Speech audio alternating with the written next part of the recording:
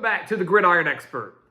Yesterday, we looked at some of the best games of week 1 of this upcoming college football season. Today, we're going to start taking a look at some of the top games of the year from each Power 5 conference. And today, we're giving you our top 5 games out of the SEC heading into this college football season, one that's going to be here before we know it. So welcome back to the Gridiron Expert. We're so glad that you could join us today. As always, please continue to like, comment, subscribe, share our videos, and of course, check out everything down in the description below, including our website, thegridironexpert.com, and everything else we have down there for you guys, because again, here at the Gridiron Expert, college football never dies. The season never ends here at the Gridiron Expert. We want you to take advantage of that. We want you to become a part of our conversation, become a part of the discussion, become a part of what we're building here, our GE Nation.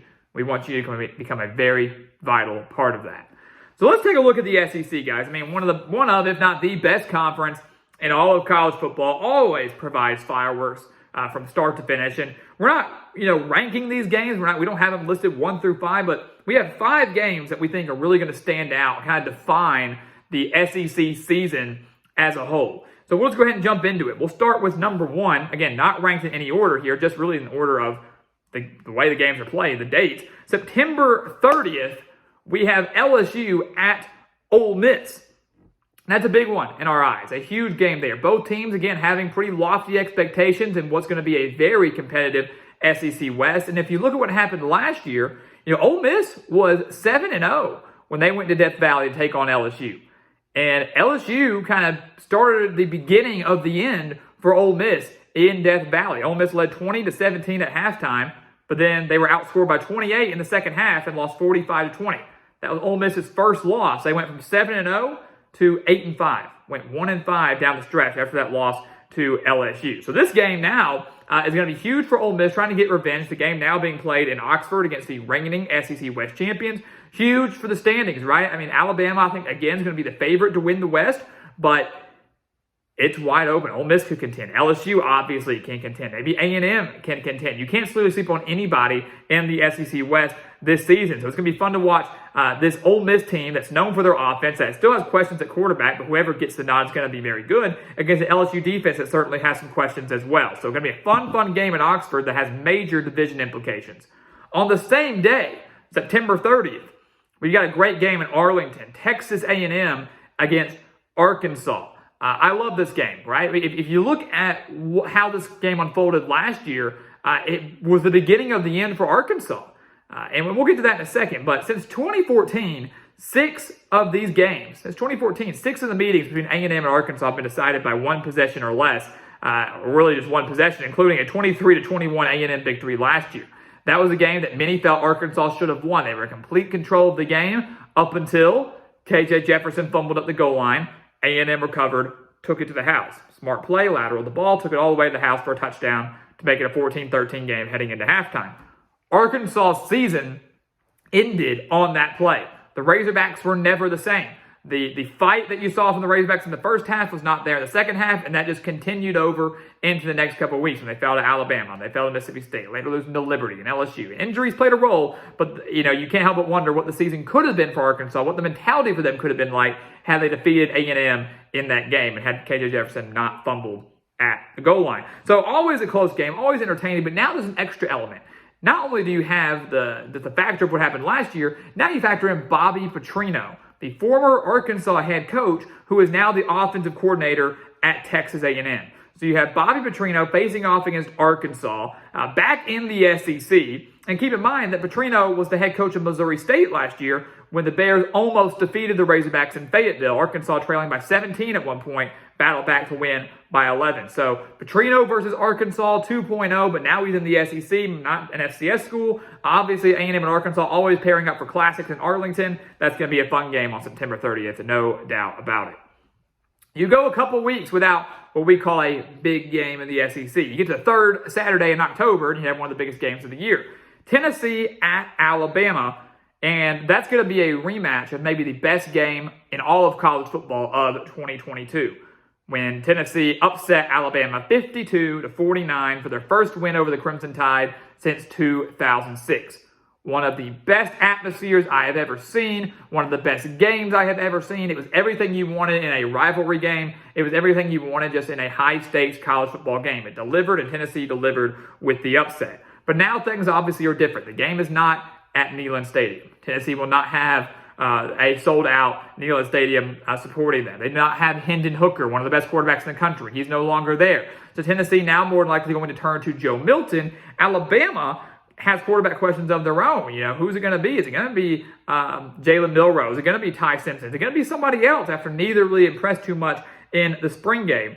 This is a big opportunity for both teams because if you remember last year, Tennessee beat Alabama.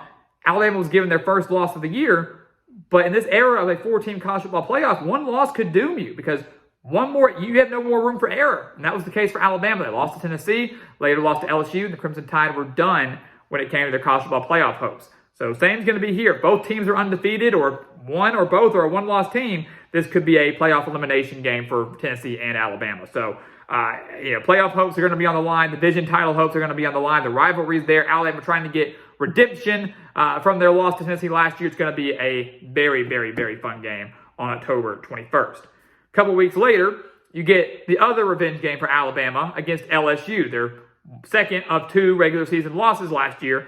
LSU travels to Tuscaloosa. So Alabama actually benefiting here. Crimson Tide getting to face the 2 teams they lost to in the regular season, both at Bryant-Denny Stadium, both in Tuscaloosa. So you have the reigning champions in LSU who upset Alabama 32-31 in overtime last year, traveling to take on an Alabama team that is going to be coming off a bye week, both will, after their game against Tennessee. So again, huge here. Depending on what happens in that Tennessee game, could determine how big this LSU game is, especially depending on how the Tigers are faring as well. So a lot is going to be riding on the line on November 4th when LSU and Alabama meet for what should be a top 15 showdown and one that could have major SEC West implications, maybe even playoff implications, depending on how the Tigers are doing. I will say the Tigers certainly have in my opinion, a tougher stretch of games leading into November 4th than Alabama does. So something to watch out for there. And then a couple weeks later, we get our last big game in the SEC. This actually might be the biggest game in the SEC, one could argue. November 18th, Georgia at Tennessee. This to me is like the Alabama-Tennessee game from last year. I mean, really. If Tennessee lives up to their hype again and is a undefeated team or a one-loss team when November 18th rolls around, this will have the making for the game of the year. Georgia, more than likely, will be undefeated. The schedule is a cakewalk for them this year. Tennessee is, without a doubt, Georgia's toughest game on their schedule. If Tennessee comes into this game as a one-loss team or better, it is going to be packed. It is going to be loud. It is going to be like Alabama 2.0 from last year. And you have to keep in mind that the implications could be even bigger because Georgia and Tennessee are in the same division. Tennessee is undefeated or as a one-loss team. If they beat Georgia, they will own the tiebreaker in the East. They could win the East. They could go to the college football playoff. Everything will be riding on the line on this game, November 18th, the penultimate week of the regular season. Because next week is rivalry week and it's done. So this game being played later in the year than it was last year when Tennessee was the number 1 team in the country, went to Athens and lost by 14 to Georgia in a game that definitely was not nearly as close as the 14-point score would indicate. So this game is going to be huge. Knoxville is going to be rocking. Neyland Stadium is going to be rocking. If both teams live up to their hype and their expectations, this has the makings to be game of the year, has a chance to be more competitive than the game we saw last year in Athens. Everything could be riding on the line on November 18th, 2 weeks out from the SEC championship game. So this is going to be a very, very exciting game. And again, could have the argument that this is the biggest game in the entire Southeastern Conference, assuming both teams live up to their hype.